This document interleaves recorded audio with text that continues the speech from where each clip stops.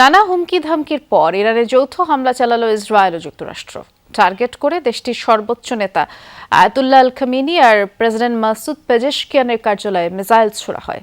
দেশটির বেশ কিছু উচ্চপদস্থ রাজনৈতিক আর সামরিক ব্যক্তিত্বের মৃত্যুর গুঞ্জনও শোনা যাচ্ছে। তাই এমন পরিস্থিতিতে প্রশ্ন উঠেছে, কোথায় আছেন ইরানের সর্বোচ্চ নেতা আয়াতুল্লাহ খামেনি? জুস রাখতে আমার পছন্দ স্টাইলিশ ও ফুড গ্রেড আরএফএল চক। জুস রাখার জোশ চক। গেল 2 মাস ধরে প্রতিনিয়তই ইরানে হামলার হুমকি দিয়ে আসছিল যুক্তরাষ্ট্র। রাগঢাক ছাড়াই খামেনি সরকারকে উৎখাতের হুঁশিয়ারি দিতেন মার্কিন প্রেসিডেন্ট ট্রাম্প।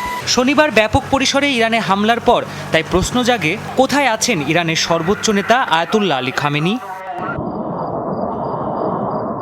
ইরানের বিরুদ্ধে যৌথভাবে বিমান হামলা চালায় ইসরায়েল ও মার্কিন বাহিনী। টার্গেট করা হয় দেশটির নিরাপত্তা বাহিনীর গুরুত্বপূর্ণ স্থাপনা আর উচ্চপদস্থ নেতাদের বাসভবন।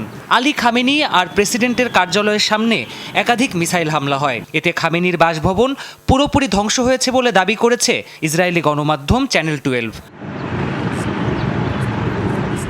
এরপর দীর্ঘ সময় পেরিয়ে গেলেও খামেনির বর্তমান অবস্থান নিয়ে ধোঁয়াশা এখনও কাটেনি।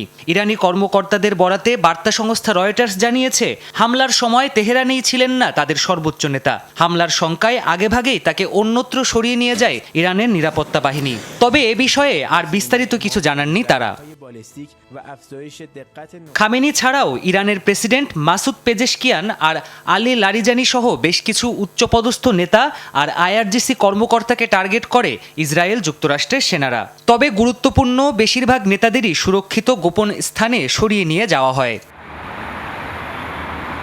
ইরানের হামলায় বিপ্লবী গার্ড বাহিনীর কমান্ডার জেনারেল মোহাম্মদ পাকপোর নিহত হয়েছে বলেও দাবি ওঠে আন্তর্জাতিক বেশ কিছু গণমাধ্যমে। তবে কোনো উচ্চপদস্থ কর্মকর্তা হামলায় নিহত হয়নি বলে দাবি করেছে আইআরজিসি কর্মকর্তারা।